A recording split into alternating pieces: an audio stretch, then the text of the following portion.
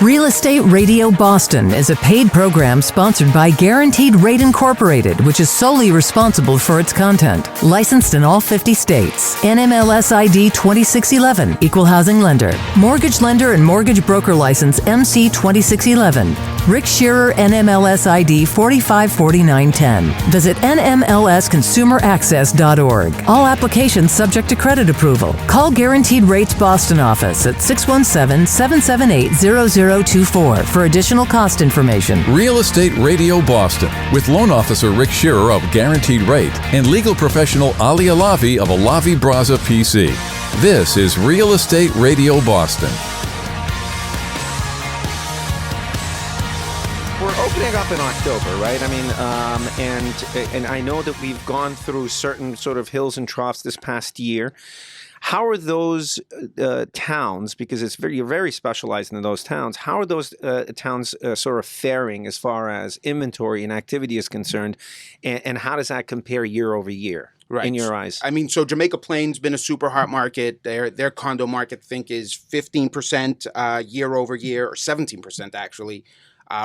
Rosendale is really booming right now. A lot of development going on. There's actually an article I read this morning about some people that are opposing two big projects going on, and I think it's good for the market to have more development. Now, when you say 17%, are you talking about 17% appreciation? In are you price, talking, year over year. Year over year Wow. appreciation, 17% of those. Wow, And you that's said crazy. that's in Rosendale? That's In JP. Jamaica Plain Oh, JP. condos. Yeah. Yeah. Wow. Newton has actually been a little flat on the single family front, but has been up 13% year over year in condos, which is very interesting. Okay, and then Is that just because of barrier to entry and to get into the school systems and maybe smaller families are looking condo as opposed to maybe trying to find a single family for under $700,000? I think it's young families. I also think it's people that are downsizing, coming into the market, selling big houses, actually selling a couple of units in a new project in Newton.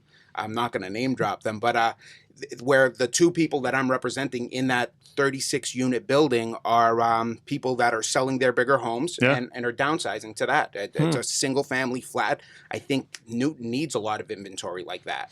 Yeah, so I was going to actually ask you that. It's a good segue. I mean, how much of what segment of the market in Newton? I mean, when I hear Newton, I automatically assume single-family homes. I mean, what percentage of it is actually condos? It's I don't have the exact number, Right, but there's a good amount. I think there's a big need for it. I think there's a lot of, in most of these towns that we're talking about, there's a lot of opposition to new development. This was specifically a 40B project, which is why it was How approved. many units came online? 36 units. And where's the project located? Court Street. Court Street. Right over by Cabot's Ice Cream. Yeah. And the problem with that is in putting condos up in it is the ground is so expensive to buy in Newton. I mean, The dirt is expensive. The dirt, the ground, whatever it is, the thing you build a building upon is extremely expensive. So for the developer to go in there and make their money back, I mean, you're talking the price per square foot's higher, and it's in price points higher, and so you start pricing people out of that as well. I mean, is that what you're seeing as well? Again, depends on the market. I'm talking more Newton, just because that's people are tearing down $600,000-$700,000 homes to put up. I'll step in. I mean, I think you're right. I think that particular trend applies no matter where you go. I mean, obviously the farther out you go from the city of Boston, the price of dirt drops, right? Ground. But but I think you're dealing with barrier to entry, and I think you're right. I mean, I think there's a lot of resistance that the local government has with regards to having an influx of these cluster projects. And the reason is that the pressure that they apply towards the school systems, the sewage system, the water system, so on and so forth. And I think that's their logic and traffic. The infrastructure that may not be there to be able to handle some of that influx. That may be the resistance. I happen to disagree. I think that those projects are needed and brings tax dollars in. Exactly, brings tax dollars in, and it fulfills a need, especially for those individuals that are downsizing. A lot of people want to be that close to the city. He knows what's going on. That's awesome. Now we talk about Rick in his intro talked about the South Coast. Yep. For those listeners that haven't heard of what South Coast is, what town South Coast really encompasses, it is a hidden gem. Tell us about those towns and tell us why is it a hidden gem. Horseneck Beach. Most people have heard of Horseneck Beach. First of all, Paid Harbor. beautiful beaches, beautiful little towns, farmland, vacation homes. People don't realize you do not have to go over the Cape Cod bridges to get to this most beautiful piece of properties. You go straight down 24 and it's right there. It's at the bottom of 24. You have no idea that it's there. Is it more affordable than Cape? Yes, it is. And so give us an idea. $500,000 piece of property on a river or on the ocean front, looking at with a water view, 3-bedroom, 2-bath. How much? $500,000. $500,000. I don't think you can find that down the Cape. You can't find a single family in a two bedroom in Newton for $500,000. So you've got to be careful of the flood zones. You've got to be careful of all that. But as I tell people, you can find a perfect vacation home. You can find a cottage with a view. It depends on your size. You can go up to millions of dollars. You can go down as low as $300,000 cottage that has a peekaboo view of the water, and you have access to the beaches for a beach pass for $35. Well, here's what I love about you and your team. There are a lot of things that you need to navigate through. So people that are in the Boston market, we're all hooked up to town sewer, town water. I'm jealous. And some people are like, hey, I'm going to take my agent from Boston, and we're going to go down and start shopping for properties down in Westport. And that's not always the right move because there's a lot of moving parts. There's things like septic. There's things like well water. Yeah. I mean, what kind of things do you even flood insurance, which is no one else has to deal with. What kind of things do you educate the client on when they run into that kind of thing? Well, we protect them in their offers, making sure that it doesn't have flood, because you want to make sure you don't have to pay flood insurance, first of all, depending on the home. Also, when you're listing, that also plays into your price. So you have to make sure flood, first of all, is where that sits. You go to flood maps, conservation. We do deal with all that before we list. We have to do a lot more homework than you guys do have to here. I'm kind of jealous. Right. Number 2, septics. They fail. Their Title V is mandatory in the state of Massachusetts. Yeah. All of Westport is on septic. My office is in Westport. Half of Dartmouth is. Those are my main concentrations. My agents go all the way to Bristol, Rhode Island, but a lot of Rhode Island is on septic, and we all go to Wareham and up to Taunton. A lot of pockets are on septic, so you have to make sure they pass Title V.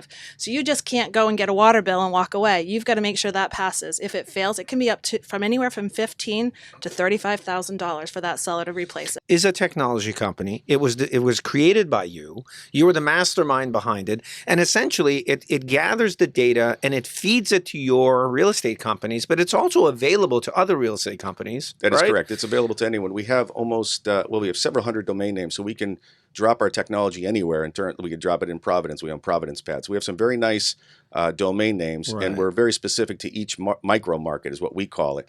And so our technology is portable and scalable, and we can drop it into any neighborhood, or we can drop it into any city and give a real estate company a competitive advantage. At the same time, as an example of some of what our technology does, Sure. An agent can place an ad, and we can syndicate it to more places on the internet than any other technology available today. So in other words, what we can do is we can take it, place an ad, we can place it on Craigslist if you like, we can syndicate it to the major feeds, Zillow, Trulia, Zumper, and the like, Rentop. We can also put your ad on Facebook simultaneous and also tweet it out. So we can spread it out and syndicate it. And so the ability for the agent to get there, instead of putting up, say, 60 ads, they could put up 30 ads. So they could put up way less ads and spend more time on less time on marketing and more time on meeting with landlords, shaking hands, getting keys, showing customers, which ultimately provides a better commission structure or more commissions generated for the agent. Absolutely. And it's a win-win because the landlord enjoys that type of exposure because you're essentially cutting down the amount of time it takes to be able to market that unit.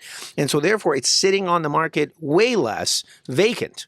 And so that's a huge competitive advantage over any other company. Oh, absolutely. The other advantage for sure is the fact that the agents can do videos. We can upload videos for them. We can do virtual tours. But more importantly, we have a bigger purview.